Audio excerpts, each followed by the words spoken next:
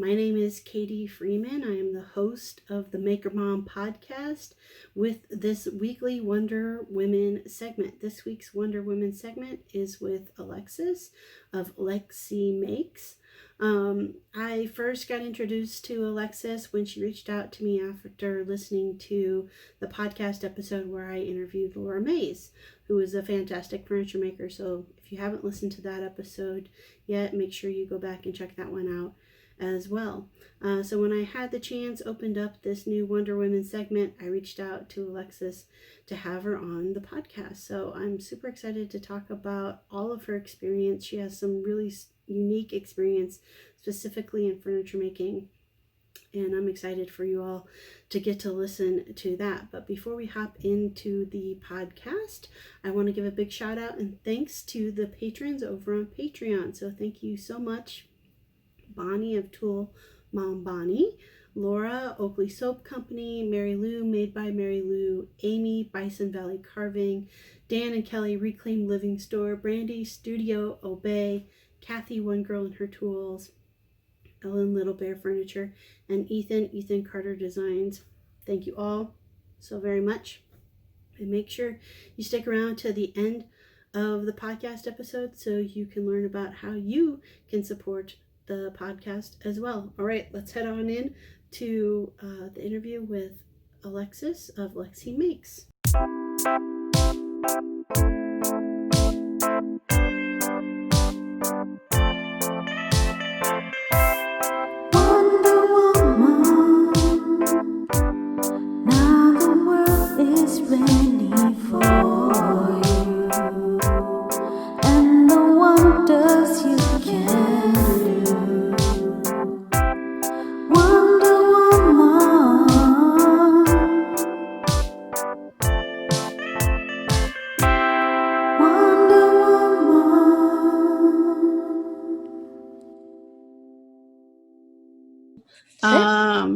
The first thing is I have my guests introduce themselves. So okay, if you want to give an introduction about yourself. Sure. So I'm Alexis. I am a craftsperson, woodworker, all sorts of things. You know, wood is my passion, but right now I'm actually helping to run a nonprofit maker school in Pittsburgh that kind of encompasses all sorts of equipment from like welding to machine shop and a wood shop, of course. So, but yeah, right now I'm kind of focusing on the educational elements, sharing those skills. Yeah. All right. Awesome. Well, before we get into the kind of the current state of things, let's talk about your childhood. Where did you grow up? What kind of things were you into? I grew up in Chicago. So I was always into art and kind of making things, but a lot more 2D. Like I drew a lot, I painted a lot. I did some sculpture here and there, but growing up in Chicago, they do not have any sort of real shop classes in public schools. So it was definitely more along the 2D route. And then I went to school for industrial design in Pittsburgh. And that's when I got introduced to more 3D making and the wood shop specifically. Okay. Yeah, I was just talking with Kate Duncan. I had her on last week, and we were talking about that. She grew up in Canada. Okay. And so I kind of asked her, like, she started with wood shop in junior high, you know, and it went all the way through high school. And I asked her if that was typical, because I know here in the States, like, my junior high and high school in Iowa had wood shop, but that was seen even then, and I'm going to severely date myself, and we'll just say the 90s. Even then it was seen as unique because so many, I remember like hearing like about everybody's programs kind of going away because there was no funding. Was there ever in Chicago like shop class and it just kind of went away because of funding, or? You know, that's a pretty good question. I don't know. I mean, Yes, I would imagine so, but I don't have any real life examples in my life. So I'm not sure when that would be, or if it was only like, if that was at public schools or if it had to be like private. I don't know. Okay. Yeah. And you were in the public school system? Yes. Okay. Were you suburbs or like Chicago City? I was in Chicago City. Always went to, my mom sent me kind of like definitely on the outskirts of the city to all sorts of like special programs and magnet schools. But I was kind of all over. Yeah. Okay. I asked because I'm only a little over 3 hours away from Chicago. So not too far away from where I live. All right. So you went to Pittsburgh to go to school. What got you into industrial design? Like, how'd you even know that was a thing? Yeah. That's a good question because I'm not entirely sure. I think about that a lot. I know that I was always interested in the arts, and I always had that kind of mentality, that conditioned mentality, I should say, that you can't really make a living in the arts. And so I wanted to figure out a way to, build a practical career, quote unquote. And then, of course, like I really kind of digressed after I actually graduated and went way more like arts, traditional arts, I guess, or non-traditional career paths. But yeah, so that was part of it. I know that I was really interested in the processes, the folks behind the made things in our worlds. It seemed to me that they had so much to like, and there was just so much interesting things that they could think about, and they were literally shaping our worlds without our knowing. And so I think that upset me a little bit, and I wanted to be involved in those conversations. And so I talked about that and learned about something called product design. And from there, did my research to all the schools that had like product design kind of things. And so that's how I ended up on it. That's awesome. I wish I had taught myself that because I did not have any visibility to like what career path would lead to that whatsoever. I knew I really was like into art and I've always been into furniture. Like I was the kid designing furniture with Legos and cardboard boxes and like that kind of thing. For sure. But I knew of woodworkers because I had woodworkers in my family. And so I don't know if that made it so I didn't like have any more curiosity about like how you get to that level. So I didn't even know that existed. I wish I would have known it existed. That's pretty cool. See, I'm not sure that I had any woodworker examples in my family either, or, yeah, I don't know. And, I also think it's a little bit of you make what you will of whatever path you choose. And clearly you've found your way to where you are now. And, yeah, so nothing is linear. I've looked back at that whole trajectory of mine and I can make sense of it now, but it definitely, I have to connect the dots when I'm explaining it to folks because it does feel very like sporadic otherwise. Yeah. Well, I mean, so you're on the East Coast, Pittsburgh, I would say that's a really kind of exciting place to be to me for like the craft, especially the craft of woodworking and like furniture design and stuff, because I just feel like there's a lot going on over there in that part of the country with that. Yeah, I think Pittsburgh is a very creative community for sure. I also think we're so close to Philly, and there's definitely like furniture-centric, craft-centric city right there. And before I came back to Pittsburgh, actually a couple years ago, I was working over closer to Philly at Nakashima Woodworkers, which is like maybe 45 minutes north-ish from Philadelphia.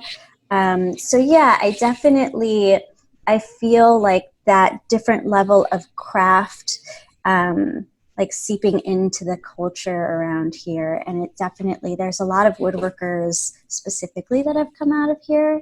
And then Pittsburgh, I see a lot of folks who are interested very much in doing things themselves, just in general. So there's like no inhibitions there, and there's a lot. It's just a heavy DIY culture, and a lot of folks buying their own homes and fixing things up. So I think it really comes out of that too. Probably a little bit about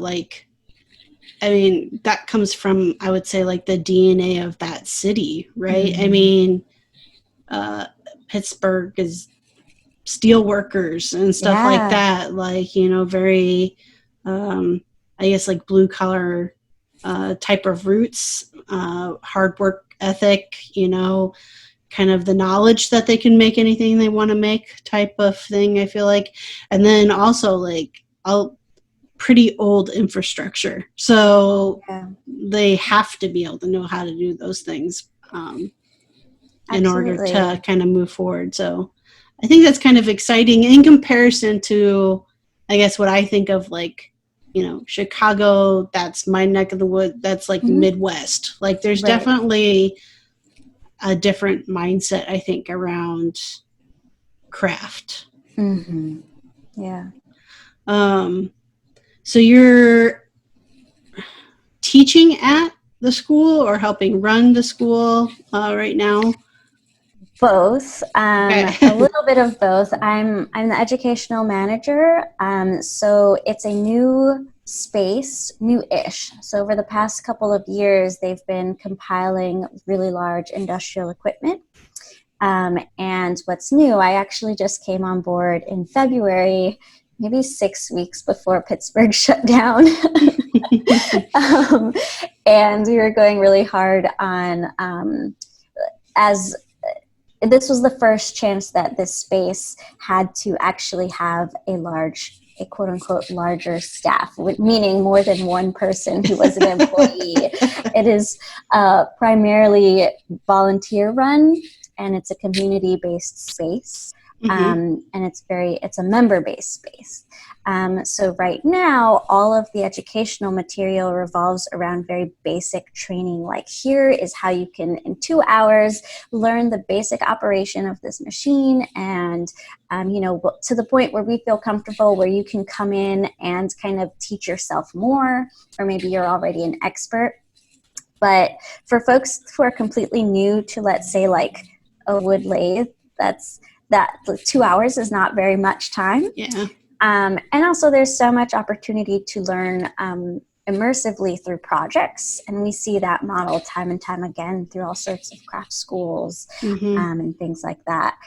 So we're trying to figure out what our flavor of school is, knowing very much that makers in this area are very kind of do-it-yourselfers. They're very eager to learn on their own. So yeah, that's what I'm doing. It's developing. We're very much a new baby school with lots of exciting tools. Yeah. Okay. So to you, like, what separates you from being like a communal shop space, like maker space, versus a school? Like, how are you guys differentiating that? That's a good question. So I guess in a couple different ways, but primarily the founding members of this space are very much, they've come from around the city and came from basically other shops, one in particular that kind of is no more. So all rallying around that, the awareness that Pittsburgh, as this space that you're so, kind of on the nose describing, there's value for just folks to be able to come into a space and use these tools. But these folks are not always necessarily people who have taught elsewhere before. They don't think of themselves as teaching artists or anything like that, at least not always. But they're really excited and enthusiastic about the things that they're making. And there's a hunger to dive deeper into these skills. So that's one, we want to be able to kind of nurture that and bring in really awesome people who are already doing like things maybe a step beyond that can lift other people up. And we also want to have this opportunity for folks who just are excited about sharing and making to basically prep them so that, or arm them with the right tools so that they can also share those skills. And before the shutdown, I should say, there was all different sorts of ways to enter the space, one of which is like 24/7 access. So it's different to have your garage next to your home with all of your tools, where it's just you, or maybe you have a friend who comes and assists you, versus having a whole like 100+ group of folks from different skill sets, from like small metals to 3D printing and laser cutting. And when you're in the same space, there's no telling what will come out of it, because you walk by, you see someone's project, you bounce ideas off of one another, and things just grow very organically. So it's a special kind of thing. Whereas if we were just strictly just a school, I also think it would be just classes all of the time and not really that access to, outside of maybe residencies or things along those lines, to just explore and tinker and have this be like your home away from home while your friends hang out. Right. Yeah. Do you guys have residency programs? That is very much in the works right now, but nothing solid yet, no big announcements. So, but part of what COVID has had us do is think about how we can pivot quickly. And as a space who we were ramping up to launch our first series of like in-depth classes this summer, and this is just not the right time to responsibly host classes. So other things we've been toying with are what would a residency in our space look like? And all sorts of things. We also did shift to make PPE for March. We were very much focusing on like face shield production and face mask production, and doing that in ways, we had the tools, we had access to some materials, and that was the quickest way we were able to pivot. And now I don't know what it's like where you are, but some areas are starting to kind of like quote unquote reopen or slow reopen. Lots of feelings around that, but Pittsburgh is one of them. And so we've had to figure out what our version of that looks like. Yeah. In Iowa specifically, we never actually shut down, which I have all sorts of emotions around that.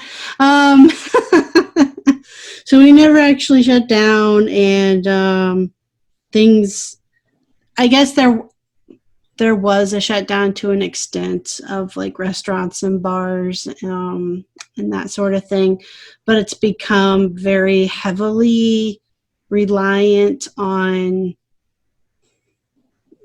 the actual spaces themselves to determine like what level of open they're going to be. And so you have a wide range of that, what that's going to look like. But we have a maker space that's actually a MIT Fab Lab type space, and they too pivoted and started making face shields and other PPE in March when this all started to happen. So I'm not really surprised there when you said that's what you guys ended up doing.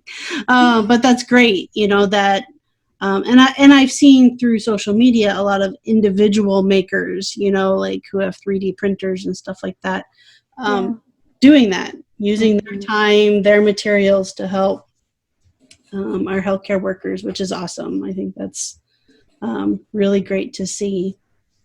Let's talk a little bit more now specifically about your making. So outside of the school, you said when you were in college, that's when you got kind of into the 3D world.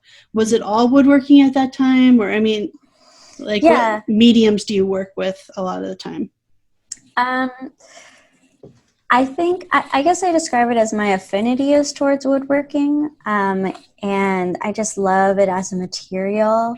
I love having more of like a quote unquote dialogue with nature, if you will. But I definitely dabble in all sorts of things. I think that what design opened me up to was being able to put on many different hats and learn them quickly, at least to the extent that I needed to for whatever project. So I guess examples. So yeah, furniture likewise is a passion of mine. Beyond that, I've been really lately getting into fabric, actually, getting into textiles. And I know there's some overlap there for upholstered work, which seems really daunting to me. I don't know if you've ever tried upholstery. I have, and I won't claim to ever be super duper successful at it. But it is something that I want to dive more into, especially as a means to open up my design. Yeah. Like, I want to be able to produce that upholstered work when that's how I think the design would best be played out. Yeah. And I guess for me, there's so much left in the woodworking world to learn and to kind of get good at that I'm never bored with it. So, I love hot glass, if you've ever worked with that. That's actually one of the things that kept me in Pittsburgh after I graduated. Is there's a really great local glass center that's also kind of a nonprofit school/rental space. But again, like, that's another craft where it takes so long to master. Right. So yeah. Do you feel like is it your personality type to want to master things, or is it your personality type that wants to try as many things as possible? Making definitely kind of triggers that perfectionist in me. So when I'm trying to make a thing, I want that to be done as well as I can. So like honing my dexterity and things like that. But outside of that, like other crafts, I think it would be striving for mastery is like a very big All right, I'm super excited for this week's sponsor. This week's sponsor is Tool Mom Bonnie, or Tool Mom and Company. So Tool Mom and Company is for all ages, genders. They have what you need for your one-stop tool-related merchandise of gifts or clothing or both. Her products are fun, fashionable, one of a kind. And you can check her out at www.toolmomstore.com or find her on Instagram under Tool Mom Bonnie, and Bonnie's BONNIE. You can receive an extra 20% off at checkout by using the coupon code MakerMom. So I have 2 of her mugs. I have one that says, I believe, what is it? Oh my gosh. One is like the definition of a tool woman, and the other one is just like a circular saw with flames coming off of it, and I believe it says Go Girl on it, and they're super fun mugs. I love drinking coffee out of them in the morning. If it's not out of my Wonder Woman mug, it is out of one of those 2 mugs. So you definitely should at least check out the mugs, if nothing else. And remember, extra 20% off at check out by using the code MakerMom. All right, thank you to Mom Bonnie, and let's get back to the episode. Like a very it would take a lot of time. Yes. I mean, I always say like the best example I can think of when you're talking with woodworkers is like dovetails, right?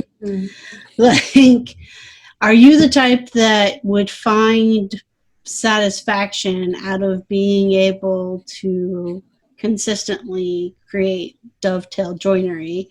Or are you the type to be like, I tried it once, that was great, now let's try all the other ways of doing joinery too? That's a good question. I lean towards more like I would be satisfied with doing that, learning how to make the dovetails. But there's just so much else out there. I would be sad not to try it all. Right.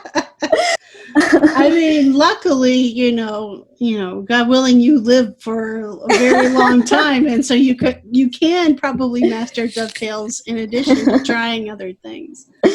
But I think it definitely takes like a certain personality type for that, right? Like personally, I have no desire. Like I want to try to make dovetails probably once or twice, but I have no desire to like master that technique. Yeah, absolutely. However, if I decided to continue to go further down the line of like really hone in my furniture design, then that might become something I need to do, right? And so I would. But at this point, it's like, depending on what it is, a screw to me works just as well as a dovetail joint. That's totally fair. I completely agree. And I think that it is very much, I guess I'll go back to my designer side. It's totally case dependent, if I'm being honest. It's like, what is this piece supposed to last a lifetime? Will a screw do that? Then is there, like, what's the time constraint here? It's all those sorts of questions. You know, part of the reason why I'm really interested in wood joinery is the, like, being able to use a material that feels like it's doing less harm in some ways. Oh yeah, absolutely. Yep. So that's definitely part of it. And I guess I will say too that for the bulk of my career so far, my work as a designer working for others has, in the furniture world, has very much focused on like how to embrace the beauty of wood and how to design something around the piece of wood, and then kind of like supporting, then of course, like what the client wants. What does this person want, of course, is always a consideration, and you want to advocate for that client. But it was kind of starting from the wood, right? There's many ways to go about things. And right now I'm really interested in kind of flipping that switch or that story, and start from who am I designing for, which to me is a little bit different from what do they want. For me, it's a little bit of like understanding this person in the same way that I would look at a piece of wood to understand this piece of wood. Right. And then and designing around that person. Because something that I've really found is that one, like, the idea of ergonomics and the whole study of it is really, really critical and important. But it also, all of these standards that it creates, it marginalizes folks. Right. And I'm interested in finding a way to design to individuals that doesn't become, I don't know, somehow doesn't become super cost prohibitive and like can be accessible for folks to do. But I want to design things that people feel good using, and also like feel nice in their home because they think it's beautiful to them. So it's kind of a different approach and a little bit away from just a pure interest in doing really awesome joinery. Right. No, absolutely. I mean, a lot of what you're saying struck a chord with me. I don't know if you ever watched. It's on. You can watch it on Amazon Prime, but It's the story about Wharton Eschrick, Mm-hmm. I haven't um, seen it. who, you know, helped create the studio craft movement. And he was very much about watching that.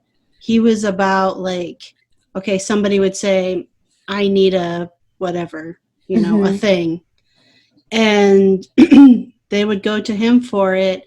And in their talks, you know, it might be 6 months, it might be a year before they see that.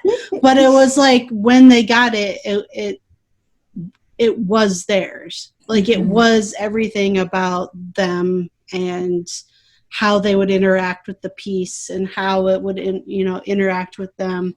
And so it's very, to me, it's more of a artistic approach, right? Yeah. Mm-hmm. To furniture, because that's the thing too, right? With any art piece, it speaks to somebody, this person differently than to that person. Mm-hmm. Um, but I also, I think what you were getting at too a little bit was representation. Um, I had another maker on here, and we talked about how like mid-century modern is historically for white people, right? There Mm-hmm. wasn't much representation of people of color within that design. Um, Absolutely. and so, you know, she's kind of on this journey of taking mid-century modern and reclaiming it, or Mm-hmm. claiming it as, you know, something of her own and putting her own spin on it. And I think that's super important and super interesting. Yeah. Yeah, I did catch that episode Yeah. actually. And yes, 100%. I'm all about it and really excited to keep watching that journey. Yeah. Yeah. Yeah. So I think I think that's important, right? Is to bring Mm-hmm. in different cultures from around the world, not just Eastern European background into our design realm.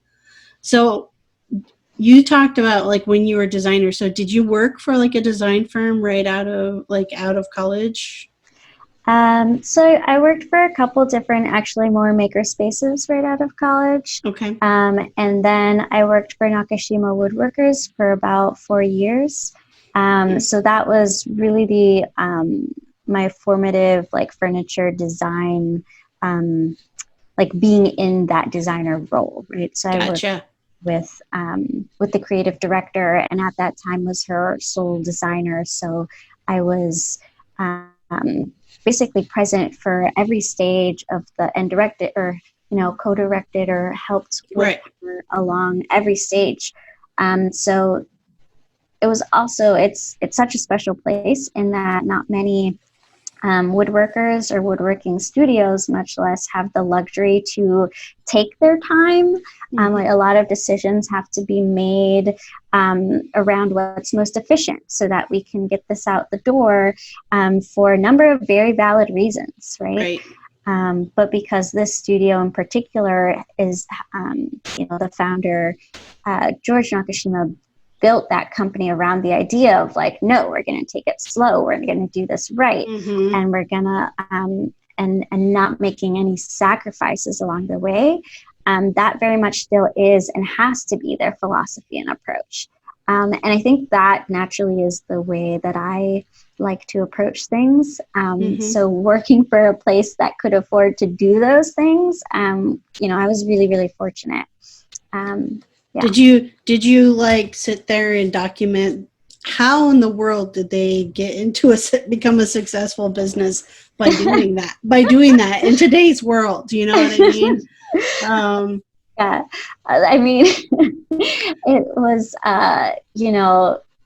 from everything I know about George, he passed away right before I was born. So from reading his materials and hearing from his family and seeing what he built literally, which actually his studio is not very far from Morton Eschrick's studio.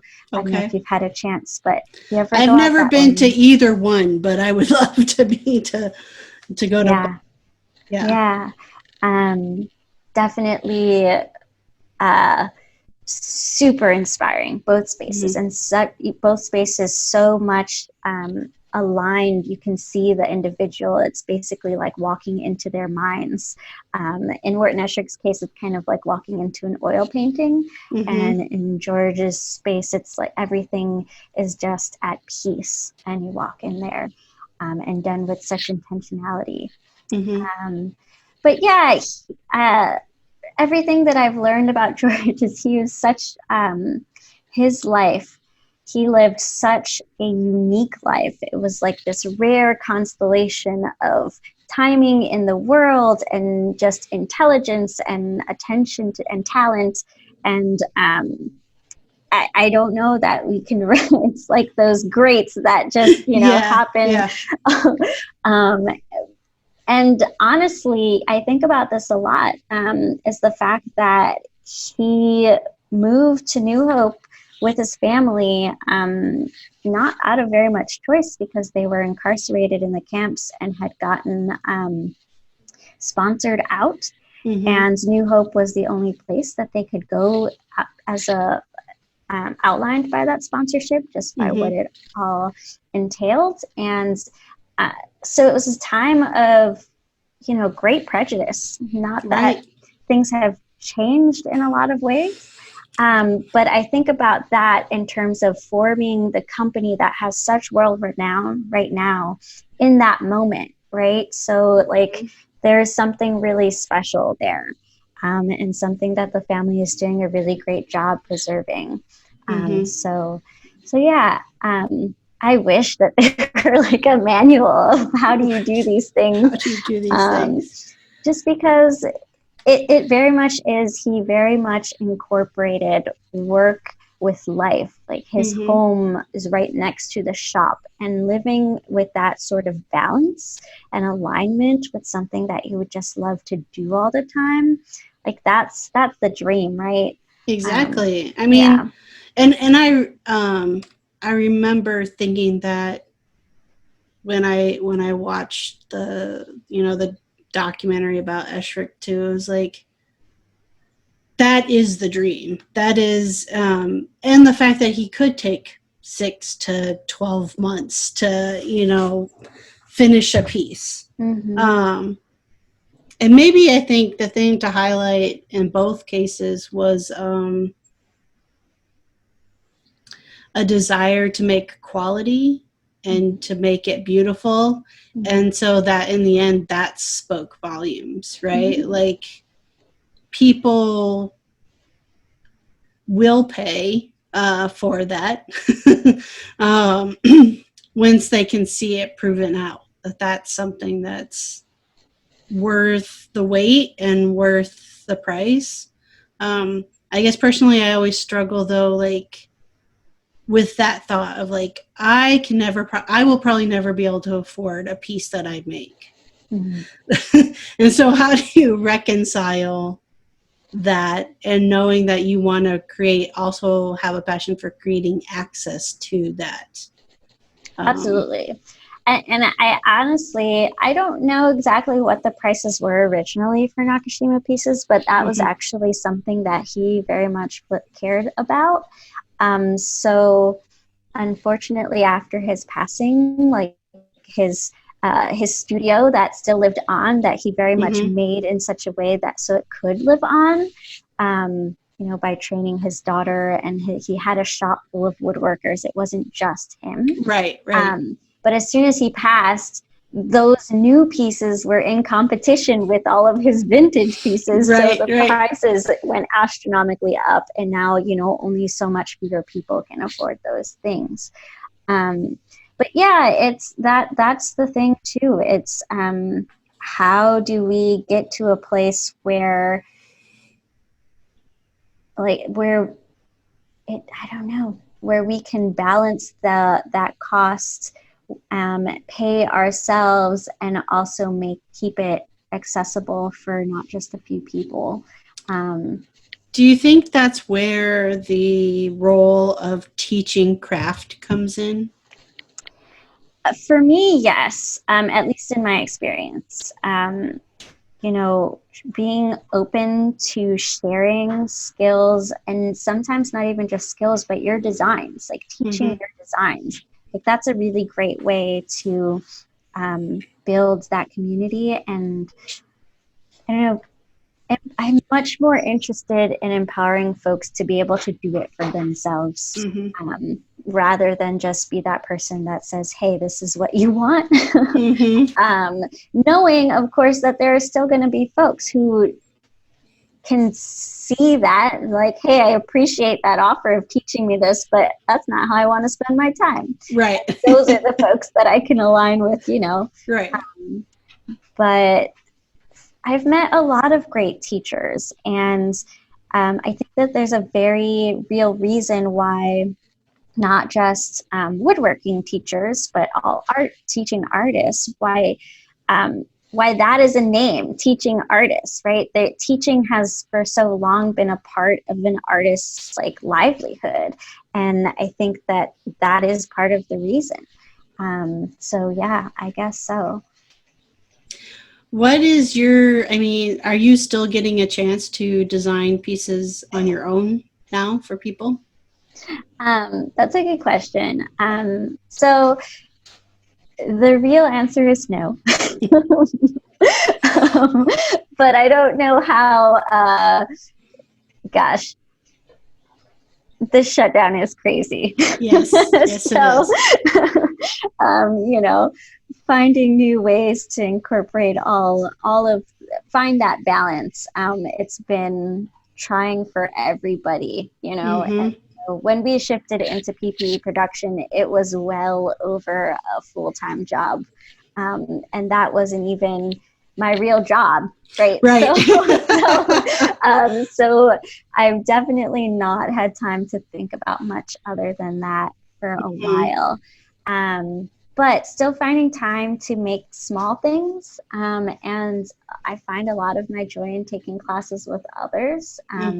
So taking brush making classes with Aspen Cullen, if you follow her at all. She's a wonderful instructor. Making little boxes, small things that I can still dig into, and I just find myself in the shop again. But larger pieces have definitely been put on hold. Although slowly I'm hoping to get back into that.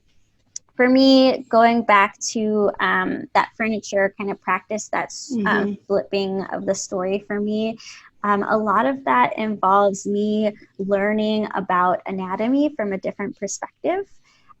So not just understanding the individual and their kind of like stylistic tastes, but also understanding just how we hold our body and what is held in the body. So emotionally, trauma, like all sorts of things, and how can furniture literally support you in a small way in that healing process. So when I find that balance again, that's really what I want to be doing, is doing that deep dive into anatomy studies, and specifically studies of, things like how trauma is held in the body. There's a really wonderful woodworker in Japan, actually, Takyoshino, and he makes this incredibly beautiful, in so many ways of that word, chair that was designed after he spent 10 years working with chiropractors and Zazen masters to understand the body's needs in those ways. So he created a chair that is specifically designed per person. You have to measure the height from the heel of your foot so it sits flat. Your legs are at that right angle to the knee height. Where does your tailbone sit? All those sorts of things. And this chair supports you in such a way that your tailbone is actually suspended. And it helps to, over time, in sitting, correctly and breathing through sitting in this chair, it helps to kind of correct and heal the body from one certain lens, right? But as you mentioned before, like, in some ways through representation, and all other ways too, like there's so many other things that so many of our bodies need to be healing from, and I really just want to be able to offer folks a place to sit. Like I just something that would seem so simple, Right. but like with true care and Mm-hmm. learning about them.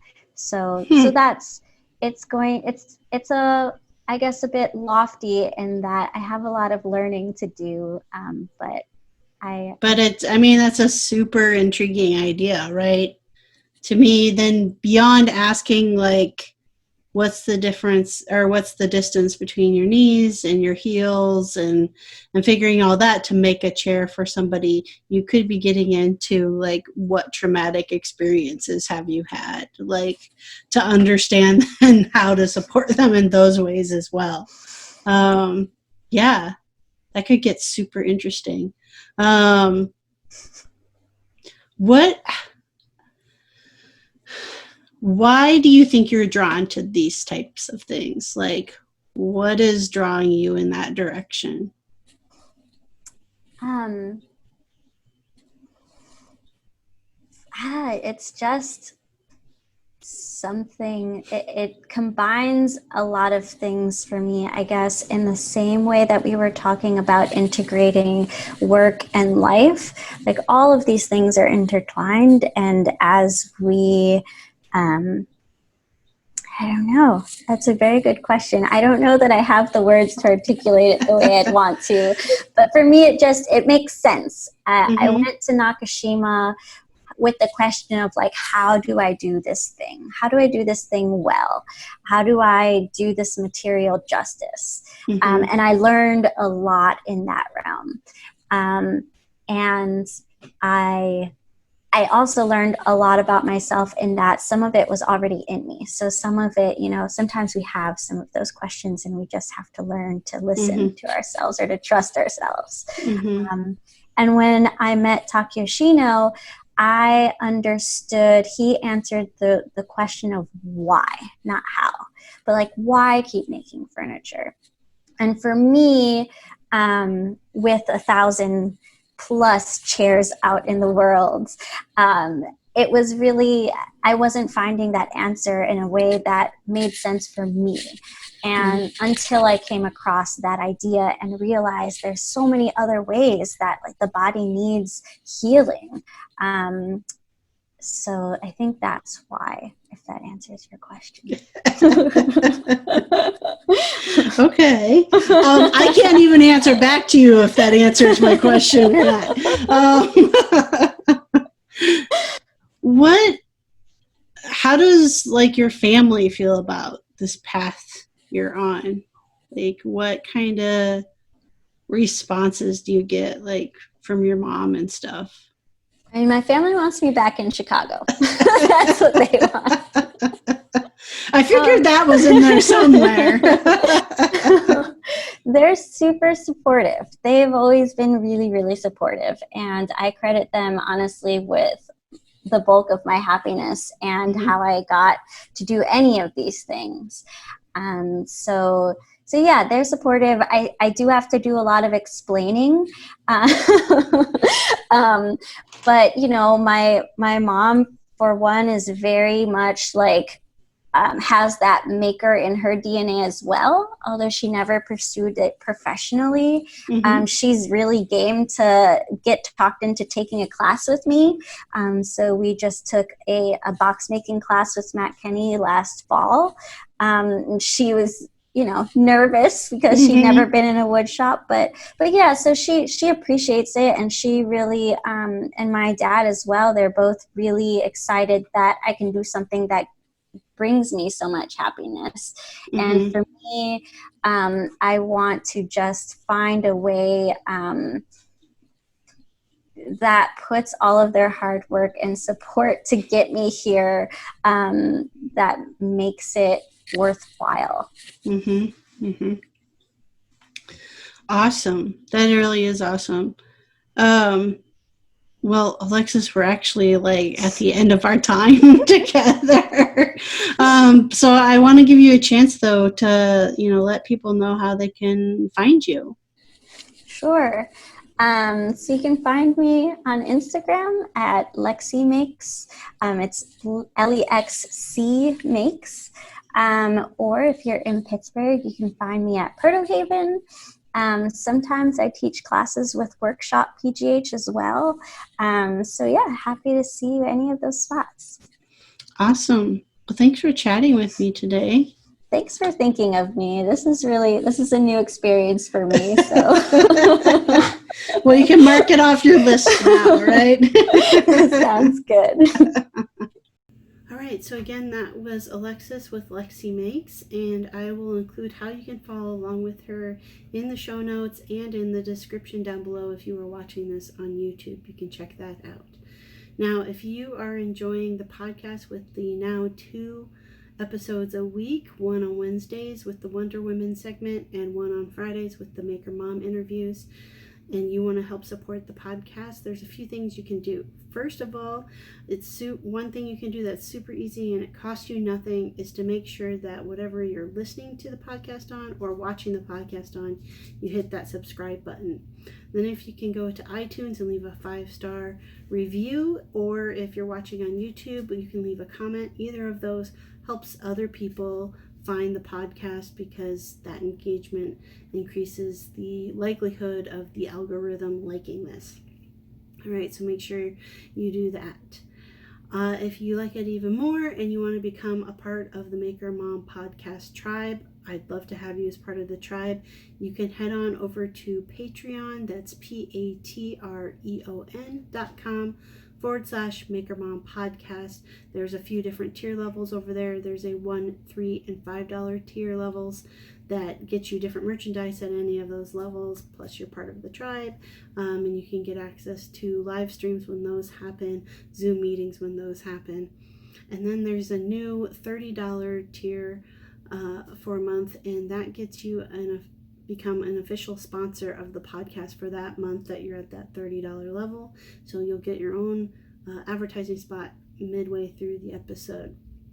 All right, and then if you just want to get some merchandise because you love Maker Mom podcast, but you don't feel like you want to do like that monthly pledge over on Patreon, you can do freemanfurnishings.com/shop, and there is a Maker Mom tee which currently has the Mom Squad listed on the back. That's the first 65 episodes of the podcast.